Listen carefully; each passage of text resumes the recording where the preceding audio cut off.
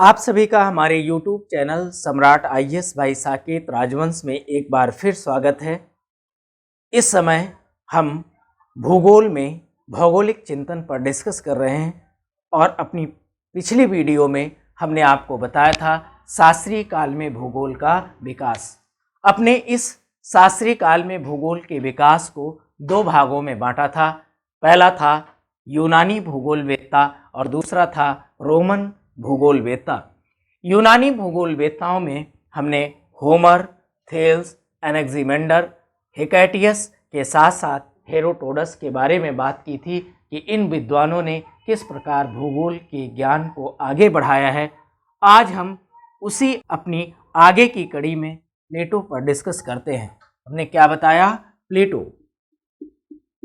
अगर हम प्लेटो के समय काल की बात करेंगे तो प्लेटो का जो समय काल था 428 बीसी से लेकर के 348 बीसी के मध्य था।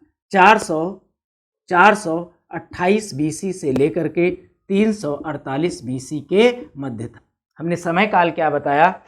428 बीसी से लेकर के 428 बीसी से लेकर के 348 बीसी के मध्य था। दूसरी बात प्लेटो के संबंध में क्या समझनी है कि इनका मानना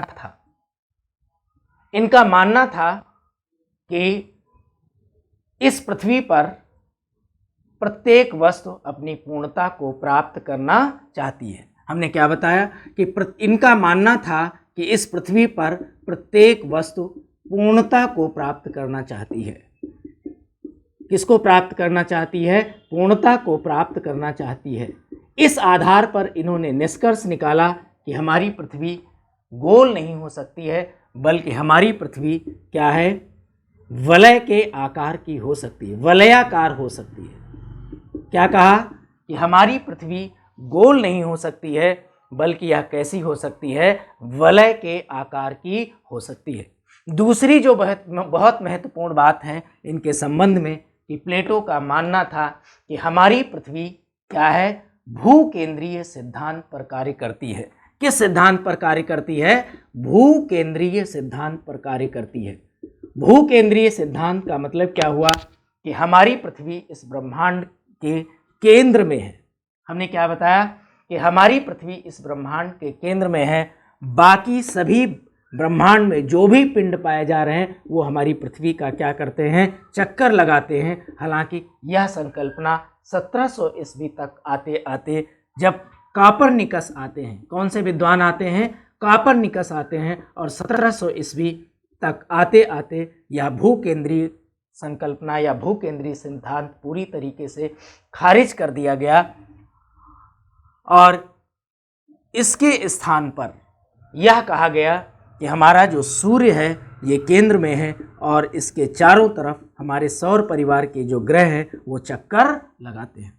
इस तरीके से ये प्लेटो का योगदान है भूगोल के विकास में। हमने बताया कि प्रत्येक वस्तु इन्होंने बताया कि इस पृथ्वी पर पूर्णता को प्राप्त करना चाहती है। इसके साथ साथ इन्होंने बताया कि किसी भी स्थिति में हमारी पृथ्वी किसी भी स्थिति में गोलाकार नहीं हो सकती है, ये वलय के आकार की हो सकती है। और दूसरी बात इन्होंने क्या बताई कि हमारी पृथ्वी भूकेंद्रीय सिद्धांत पर कार्य करती है। भूकेंद्रीय सिद्धांत का मतलब क्या हुआ? कि पृथ्वी हमारी बीच में है, इस ब्रह्मांड के बीच में है। बाकी सारे जितने भी पिंड हैं वो सारे पिंड हमारी पृथ्वी का चक्कर लगाते हैं। और अगली बात इसी संबंध में हमने क्या बताई कि यह सिद्धांत भूकेंद्रीय सिद्धांत 1700 ईस्वी के बाद समाप्त हो गया और कापरनिकस आते हैं। इन्होंने कहा नहीं, हमारे इस सौर परिवार में हमारा सूर्य केंद्र में है और चारों तरफ इसके जो है अन्य पिंड चक्कर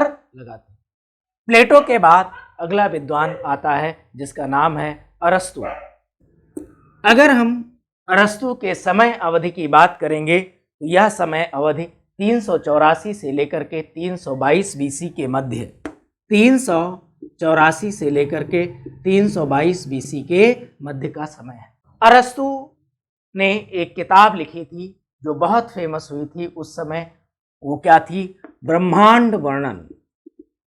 किताब का नाम क्या है? ब्रह्मांड वर्णन। बहुत फेमस हुई थी उस समय किताब। और दूसरी इन्होंने जो किताब लिखी है अरस्तु ने, उसका नाम था जलवायु विज्ञान। क्या नाम था? जलवायु विज्ञान। यह दोनों किताबें कहीं ना कहीं ये दर्शाती हैं कि अरस्तु का भूगोल विषय के संबंध में विशेष रुचि रखते थे और ब्रह्मांड वर्णन में ब्रह्मांड का वर्णन है, जबकि अरस्तु की जलवायु विज्ञान में इन्होंने तत्कालीन समय में जलवायु परिस्थितियों एवं जलवायु विशेषताओं का अपनी इस किताब में वर्णन किए थे। इसके बाद अगले विद्वान हैं जिनका नाम है इरेटोस्थनीज। हमने क्या बताया? अगले विद्वान हैं जिनका नाम है इरेटोस्थनीज। अगर इनके हम समय अवधि की बात करें तो 276 से 194 बीसी के मध्य का समय है। इरेटोस्थनीज के संबंध में एक बात अत्यंत महत्वपूर्ण थी कि इन्होंने भूगोल को, हमने क्या बताया कि इन्होंने भूगोल को एक अलग अध्ययन शास्त्र के रूप में विकसित कर दिया। हमने क्या बताया? इन्होंने भूगोल को एक अलग अध्ययन शास्त्र के रूप में विकसित कर दिया। किसने? इरेटोस्थनीज ने। इरेटोस्थनीज ने पृथ्वी पर जलवायु कटिबंधों का वर्णन किया है। किसका वर्णन किया है? जलवायु कटिबंधों का वर्णन किया है। और इस पृथ्वी पर संपूर्ण जलवायु कटिबंधों को कितने भागों में बांटा है? 5 भागों में। हमने क्या बताया कि इरेटोस्थनीज वह विद्वान थे जिन्होंने भूगोल को एक अलग अध्ययन शास्त्र के रूप में विकसित किया है। और इसके साथ साथ हमने क्या बताया कि इरेटोस्थनीज ने तत्कालीन समय में जलवायु का सूक्ष्म विश्लेषण किया और क्या बताया कि इस पृथ्वी पर संपूर्ण जलवायु को हम 5 जलवायु कटिबंधों में बांट सकते हैं। उनमें से एक जलवायु कटिबंध, जिसे क्या इन्होंने कहा? उष्ण कटिबंधीय जलवायु, उष्ण कटिबंधीय जलवायु क्षेत्र।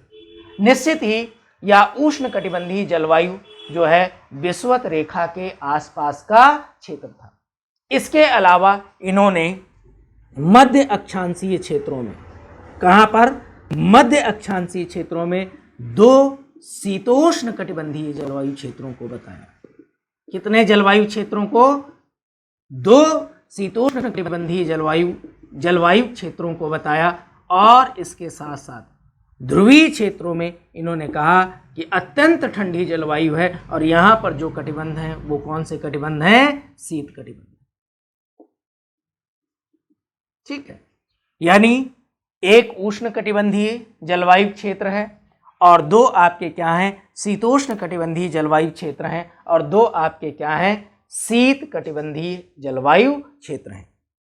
इरेटोस्थनीज के बारे में एक बात और कही जाती है कि यह पहले विद्वान थे जिन्होंने नोमोन यंत्र की सहायता से, हमने क्या बताया कि पहला ऐसा विद्वान था जिसने नोमोन यंत्र की सहायता से, किस यंत्र की सहायता से? नोमोन यंत्र की सहायता से पहली बार विषुवत रेखा की लंबाई को नापने का प्रयास किया था। ने क्या बताया कि पहला ऐसा विद्वान था जिसने नोमोन यंत्र की सहायता से क्या किया? विषुवत रेखा की लंबाई को नापने का प्रयास किया। और इन्होंने उस समय पृथ्वी की परिधि को 25,000 मील बताया। कितनी बताया? कहा कि जो पृथ्वी हमारी है इसकी परिधि कितनी है? 25,000 मील।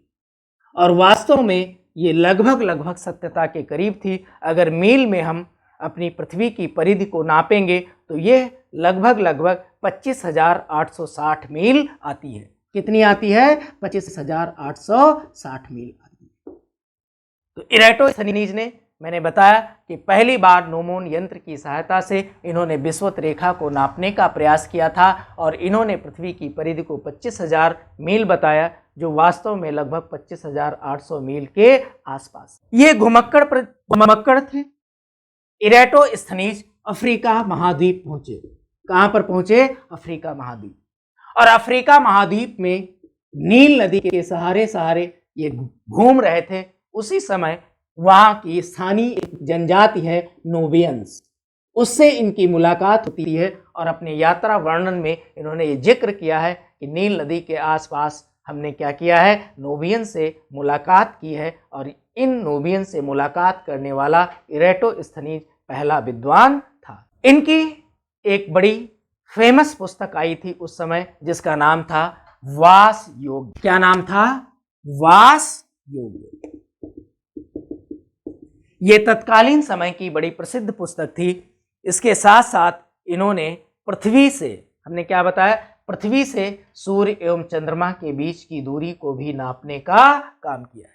अगला काम इन्होंने क्या किया है, सूर्य से चंद्रमा के बीच की दूरी को भी नापने का कार्य किया है इरेटोस्थनीज ने। इनकी एक और वास योग्य के अलावा इनकी एक और प्रसिद्ध किताब तत्कालीन समय में थी जिसका नाम है जियोग्राफिया। किताब का नाम क्या है? जियोग्राफिया। ठीक है। इन्होंने जियोग्राफिया में गणितीय भूगोल का वर्णन किया है। किसका वर्णन किया है? गणितीय भूगोल का। तो इस प्रकार इनकी दो तत्कालीन समय में बड़ी महत्वपूर्ण किताबें थीं। एक का नाम था वास योग्य और दूसरे का नाम क्या था? जियोग्राफिया। और जियोग्राफिया जो किताब थी ये गणितीय भूगोल को समर्पित किताब थी, अर्थात इस किताब में गणितीय भूगोल का इन्होंने जिक्र किया है। इन्होंने एक बात और है इनके संबंध में कि इन्होंने पृथ्वी को गोलाकार माना है। क्या माना है? गोलाकार। और भूगोल में इरेटोस्थनीज ने गणितीय भूगोल को अत्यधिक ऊंचाइयों तक पहुंचा दिया था, यह भी इनके बारे में कहा जाता है। तो इस प्रकार हम इरेटोस्थनीज को देखते हैं और इरेटोस्थनीज के बाद हम किस पर आ जाएंगे? हिपार्कस पर। देखते हैं इनका योगदान। अगर हिपार्कस की बात करेंगे और इनके समय अवधि की अगर बात करेंगे तो 190 से 125 बीसी के मध्य का समय है। कितना समय है? 190 से 125 बीसी का समय। इन्होंने अक्षांश और देशांतर के सहारे, हमने क्या बताया?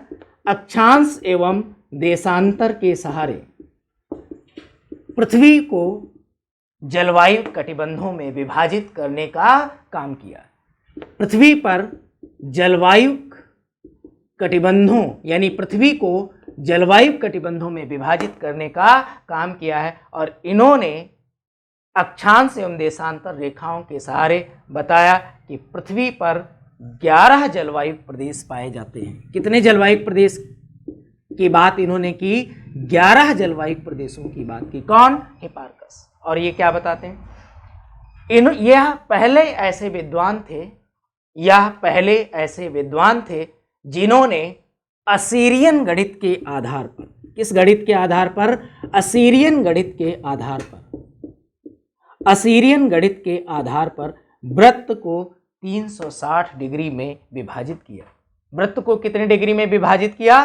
360 डिग्री में इन्होंने विभाजित किया। और इन्होंने क्या बताया कि अक्षांश एवं देशांतर के सहारे हम पृथ्वी को उनके जलवायु क्षेत्रों में विभाजित कर सकते हैं। इसके अलावा इन्होंने नोमोन की तरह एक विशेष यंत्र की खोज की थी। नोमोन की तरह एक विशेष यंत्र की खोज की थी। उस यंत्र का नाम क्या था? एस्ट्रोलैब। तत्कालीन समय में यह खोज अत्यंत महत्वपूर्ण साबित होती है, जो नोमोन की तुलना में ज़्यादा सटीक और शुद्ध आंकड़ों को बताता था।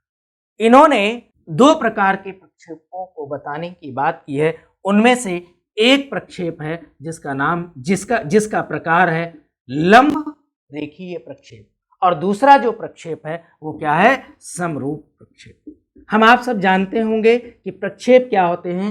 इस ग्लोब की छाया को कागज पर उतारने की विधि को, उतारने की मैकेनिज्म को, उतारने की प्रक्रिया को प्रक्षेप कहा जाता है। और इस प्रकार इन्होंने 2 प्रक्षेपों का इन्होंने वर्णन किया है। पहला प्रक्षेप क्या है? लंब रेखीय प्रक्षेप और दूसरा क्या है? समरूपीय प्रक्षेप। ठीक है। इसके बाद हिपार्कस के बाद हम आते हैं पॉसिडोनियस पर। अगले विद्वान हैं जिनका नाम क्या है? पॉसिडोनियस।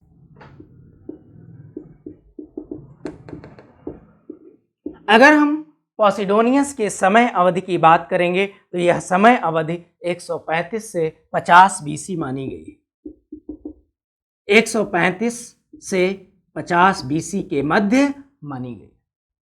पॉसिडोनियस ने एक किताब लिखी थी, तत्कालीन समय में बहुत फेमस किताब हुई थी। उस किताब का नाम है द ओशियन। किताब का नाम क्या है? The ocean. इनकी समुद्र विज्ञान में गहरी रुचि थी। हमने क्या बताया कि इन्होंने द ओशियन किताब लिखी है, और अगली बात मैं क्या बता रहा हूं कि इनकी समुद्र विज्ञान में गहरी रुचि थी, और इन्होंने महासागरों की गहराई को भी नापने का प्रयास किया है। क्या किया है? महासागरों की गहराई को नापने का प्रयास किसने किया है? पॉसिडोनियस ने। अगली बात इनके बारे में कही जाती है कि इन्होंने भौतिक भूगोल के ज्ञान को तर्क संगत ढंग से रखा। कैसे रखा? तर्क संगत रूप में, तर्क के साथ। भौतिक भूगोल के ज्ञान को इन्होंने तर्कों के साथ प्रस्तुत किया। इसलिए इन्हें, बहुत महत्वपूर्ण बात है एग्जाम के पॉइंट ऑफ व्यू से, इन्हें भौतिक भूगोल का पिता भी कहा जाता है। क्या कहा जाता है? भौतिक भूगोल का पिता भी कहा जाता है पॉसिडोनियस को। इन्होंने सूर्य एवं चंद्रमा के आकर्षण बल का भी जिक्र इन्होंने किया है। हमने क्या बताया कि इन्होंने सूर्य तथा चंद्रमा के आकर्षण की बात की, और इन्होंने बड़ी महत्वपूर्ण बात बताई कि जब सूर्य, चंद्रमा और पृथ्वी एक सीध में आते हैं तो हमारी पृथ्वी पर उस समय दीर्घ ज्वार आते हैं। ऐसे ज्वार आते हैं? दीर्घ ज्वार। और उन्होंने बताया कि जब सूर्य, चंद्रमा और पृथ्वी एक समकोणिक स्थिति में आते हैं, कैसे आते हैं? एक समकोणिक स्थिति में आते हैं, तो उस समय हमारी पृथ्वी पर लघु ज्वार आते हैं। इस प्रकार पॉसिडोनियस का हमने भूगोल के संबंध में क्या योगदान है इसको देखा। अब हम अपने अगले वीडियो में देखेंगे कि शास्त्रीय काल में रोमन भूगोलवेत्ताओं का क्या योगदान है, और इसमें हम स्ट्रैबो की बात करेंगे, प्लिनी की बात करेंगे, टालमी, और इसके बाद पंपेनियस मेला के योगदान पर डिस्कस करेंगे। धन्यवाद, नमस्कार।